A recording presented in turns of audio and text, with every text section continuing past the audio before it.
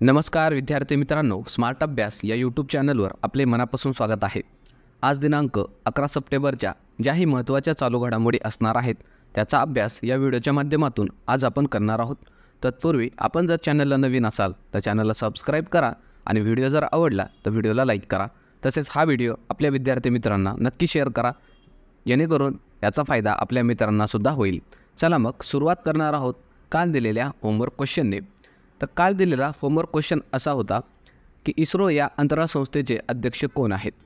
तर बऱ्याचशा विद्यार्थी मित्रांनी याचं उत्तर हे कमेंट बॉक्समध्ये दिलेलं आहे। त्यांचं मनापासून अभिनंदन।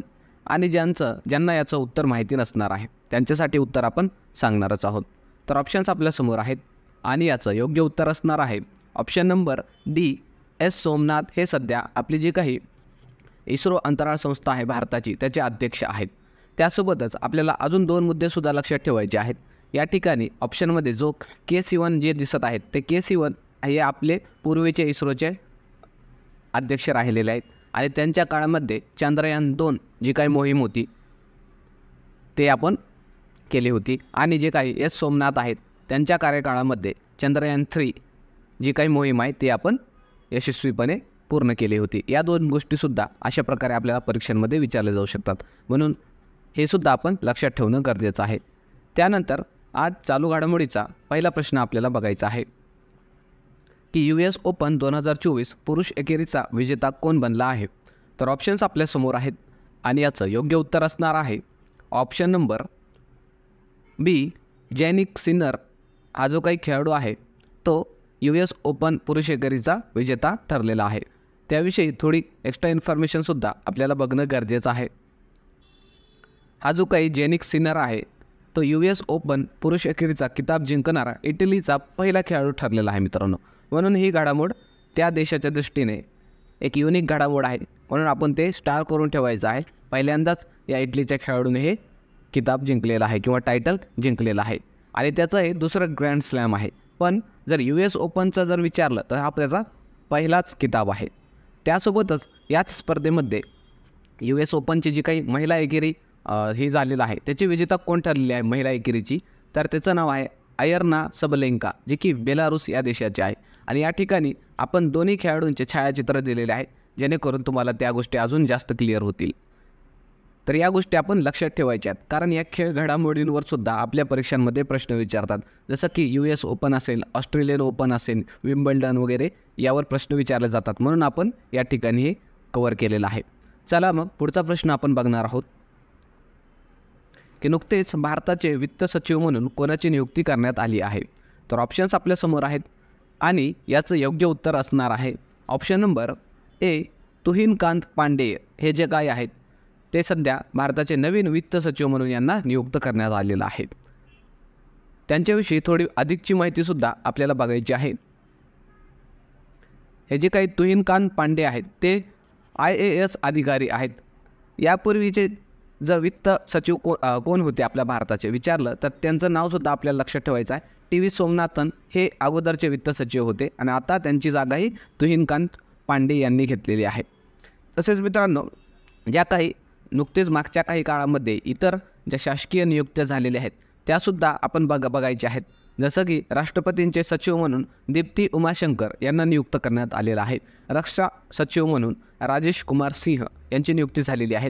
कॅबिनेट सचिव म्हणून TV सोमनाथन यांची नियुक्ती झालेली आहे। गृह सचिव म्हणून गोविंद मोहन आणि विदेश सचिव म्हणून विक्रम मिस्त्री यांची नियुक्ती झालेली आहे। या महत्त्वाच्या नियुक्त्या आहेत मित्रांनो आणि या आपल्या परीक्षांमध्ये विचारले जातात, म्हणून आपण या गोष्टी लक्षात ठेवायच्या आहेत। तसंच आपल्या महाराष्ट्रामध्ये सुद्धा दोन अतिशय महत्त्वाच्या नियुक्त्या झालेल्या आहेत मागच्या काही काळामध्ये। जसं की महाराष्ट्राचे मुख्य सचिव म्हणून सुजाता सौनिक यांची नियुक्ती करण्यात आलेली आहे आणि महाराष्ट्राच्या पोलीस महासंचालक म्हणून रश्मी शुक्ला या दोन्ही महत्त्वाच्या पदांवर महिलांच्या नियुक्त्या करण्यात आलेल्या आहेत मित्रांनो। आणि इतिहासामध्ये महाराष्ट्राच्या असं पहिल्यांदाच घडलेलं आहे, या दोन्ही महत्त्वाच्या पदांवर महिलांची नियुक्ती करण्यात आलेली आहे। म्हणून या महाराष्ट्राच्या पण नियुक्त्या आपल्याला लक्षात ठेवायच्या आहेत आणि या गोष्टी मित्रांनो आपण परत रिवाईज करण्याच्या किंवा घेण्याचा उद्देश हा आपल्याला जो काही अभ्यास आपण किती करतो हे महत्त्वाचं नाही, आपण अभ्यास कोणत्या योग्य डायरेक्शनमध्ये करतो का ते महत्त्वाचं आहे। म्हणून ज्या गोष्टी आपल्या परीक्षेसाठी महत्त्वाच्या आहेत त्याच गोष्टी आपण करणं गरजेचं आहे मित्रांनो, कारण सिलेबस एवढा मोठा आहे. जर आपण करत बसलो चालू घडामोडी तर ते कधीही संपणार नाही. एक योग्य डायरेक्शनने तुम्हाला घेऊन जाण्याचा आपला प्रयत्न आहे, म्हणून तुम्ही त्याच दिशेने जाण्याची गरज आहे जे आपल्याला परीक्षेमध्ये विचारलं जातं. त्याच प्रकारे आपण PYQ वगैरे बघणं गरजेचं आहे आणि त्या दृष्टीनं सर्व काही गोष्टी चालू घडामोडीच्या कव्हर करणं गरजेचं आहे. म्हणून मित्रांनो, या गोष्टी आपण परत तुमच्यासाठी रिव्हिजन पर्पजनं घेत असतो. तुम्ही वाटलं तर नोट्स काढून ठेवू शकता याच्या, किंवा मग व्हिडिओ परत बघून तुम्ही त्या रिवाईज पण करू शकता. ठीक आहे मित्रांनो, चला मग पुढचा प्रश्न आपण बघणार आहोत की नुकतेच आंतरराष्ट्रीय साक्षरता 2024चा दिवस कोणत्या तारखेला साजरा करण्यात आला. तर ऑप्शन्स आपल्यासमोर आहेत आणि याचं योग्य उत्तर असणार आहे ऑप्शन नंबर बी, 8 सप्टेंबरला. आता नुकताच आंतरराष्ट्रीय साक्षरता दिवस साजरा करण्यात आलेला आहे. त्याविषयीसुद्धा आपल्याला थोडं बघणं गरजेचं आहे. दरवर्षी 8 सप्टेंबरला आंतरराष्ट्रीय साक्षरता दिवस साजरा करण्यात येतो आणि हा दिवस पहिल्यांदा 1967 या साली साजरा करण्यात आलेला होता मित्रांनो. त्यासोबतच आपल्याला हे पण माहिती असणं गरजेचं आहे की भारतामध्ये 7 वर्ष किंवा त्यापेक्षा जो काही अधिक वयाचा व्यक्ती असतो त्याला जर लिहिता वाचता येत नसेल तर त्याला निरक्षर असं मानलं जातं. ही व्याख्या आहे निरक्षरतेची. आणि जर लिहिता वाचता येत असेल तर त्याला साक्षर म्हणलं जातं. ते आपण लक्षात ठेवायचं आहे पॉईंट. त्यासोबतच आता साक्षरतेशी रिलेटेड हा प्रश्न आहे, तर त्यासोबत हे पॉईंटसुद्धा आपण लक्षात ठेवायचे आहेत. जसं की सर्वाधिक साक्षरता असणारा राज्य कोणतं आहे, तर केरळ आहे. सर्वात कमी साक्षर राज्य कोणतं आहे विचारलं तर बिहार आहे. या गोष्टी आपण लक्षात ठेवायच्या आहे. आणि तसेच मित्रांनो, आता मी तुमच्यासाठी हा प्रश्न सोडून जातो की महाराष्ट्राची साक्षरता किती आहे ते आपण सर्वांनी कमेंटमध्ये सांगायचं आहे. बघूया किती विद्यार्थी मित्रांना आपल्या महाराष्ट्राची साक्षरता माहीत आहे. तर याविषयीचं उत्तर तुम्ही कमेंटमध्ये सांगायचं आहे. चला मग पुढचा प्रश्न आपण बघणार आहोत की नुकतेच अल्जेरियाचे नवीन राष्ट्रपती कोण बनले आहेत. तर ऑप्शन्स आपल्यासमोर आहेत आणि याचं योग्य उत्तर असणार आहे ऑप्शन नंबर बी, अब्देल मजीद टेब्बुने असं त्यांचं नाव आहे, जे नुकतंच त्या ठिकाणी अल्जेरिया या देशामध्ये राष्ट्रपती पदासाठी निवडणुका झाल्या आणि त्यांच्यामध्ये यांची निवड ही राष्ट्रपती म्हणून करण्यात आलेली आहे. तसेच मित्रांनो, त्यासोबतच आपल्याला थोडी एक्स्ट्रा इन्फॉर्मेशनसुद्धा बघायची आहे. जसं की हा जो काही अल्जेरिया देश आहे तो एक आफ्रिकन देश आहे, आफ्रिका खंडामध्ये येतो. अल्जेरिया जो काही आहे देश, त्यासोबत हे पण आपल्याला लक्षात ठेवायचं आहे की नुकतंच अल्जेरिया हा देश नॅशनल डेव्हलपमेंट बँक जी आहे, ती ब्रिक्स आपली जी काही परिषद आहे त्या ब्रिक्सची ही बँक आहे, नॅशनल डेव्हलपमेंट बँक, आणि त्याचा नुकताच हा अल्जेरिया देश सदस्य बनलेला आहे. हे पण आपण लक्षात ठेवायचं आहे, या देशाशी संबंधित गोष्ट आहे म्हणून. आणि जे काही मागच्या काही काळामध्ये जे नवीन देशांचे प्रमुख बनलेले आहेत ते सुद्धा आपण काही या ठिकाणी घेतलेले आहेत. जसं की फ्रान्सचे पंतप्रधान अलीकडच्या काळामध्येच बनलेले आहेत, मिशेल बार्नियर.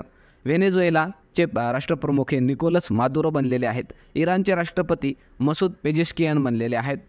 ब्रिटनचे पंतप्रधान कीर स्टारमर बनलेले आहेत. बांगलादेशचे पंतप्रधान मोहम्मद युनूस झालेले आहेत. आणि थायलंड या ठिकाणचे पंतप्रधान हे पेंटोगटन शिनावात्रा, ज्या काही महिला आहेत त्या बनलेल्या आहेत. तर या काही महत्त्वाच्या देशांचे प्रमुख होते, ते आपण लक्षात ठेवायचं आहे. वाटलं तर तुम्ही नोट डाऊन करून सुद्धा ठेवू शकता तुमच्याकडे जवळ. चला मग पुढचा प्रश्न बघणार आहोत. त्या अगोदर मित्रांनो, तुम्हाला व्हिडिओ कसा वाटला ते कमेंटमध्ये नक्की सांगा. नवीन असाल चॅनलवर तर चॅनलला सबस्क्राईब करा. आणि मित्रांनो, लाईक करायला विसरू नका, कारण असे विद्यार्थी भरपूर जण आहेत फक्त व्हिडिओ पाहतात पण व्हिडिओला लाईक करत नाहीत. व्हिडिओला लाईक करा मित्रांनो, यामुळेच आम्हाला नवीन ऊर्जा मिळते काम करण्याची.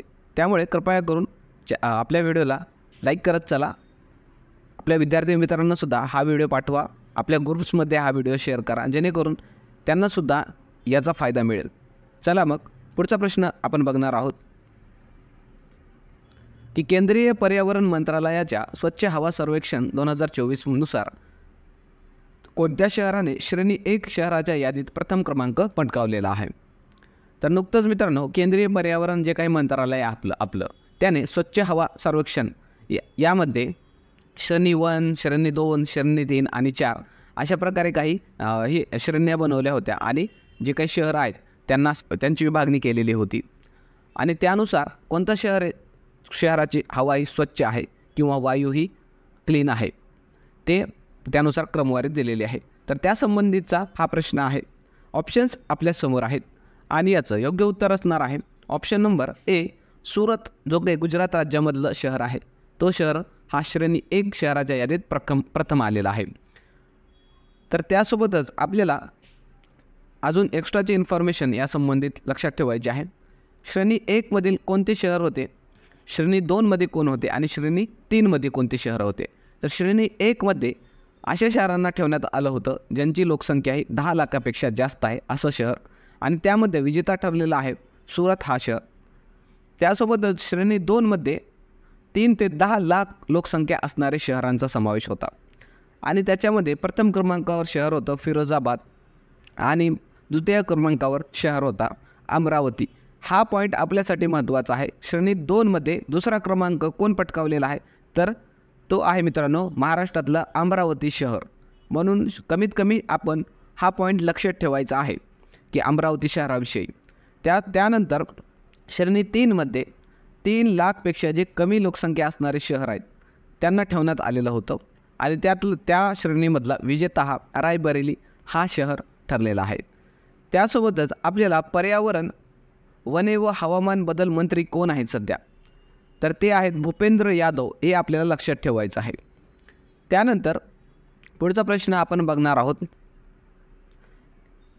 नुकतेच मोईन अली या क्रिकेटरने आंतरराष्ट्रीय क्रिकेटमधून निवृत्ती घेतली, तो कोणत्या देशाचा खेळाडू आहे.